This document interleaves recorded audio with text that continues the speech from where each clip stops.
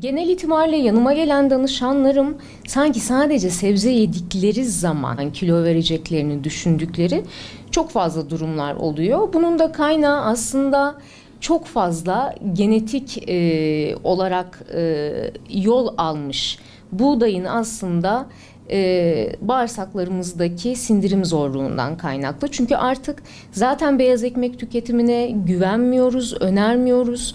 Beraberinde tüketilen tam tahıllı ekmekler, bunlar özellikle protein kaynaklarıyla tüketildiklerinde et ya da peynir, yumurta bir hazımsızlık meydana getirmekte. Bununla beraber şişkinliği önleyebilmek adına daha çabuk zayıflayacaklarını, kilo vereceklerini düşündükleri için sebzeye karşı bir yönelim var. Fakat bizim her zaman önemsediğimiz yeterli ve bir dengeli beslenme kuralıyla danışanlarımızın sağlıklı bir şekilde kilo vermesi.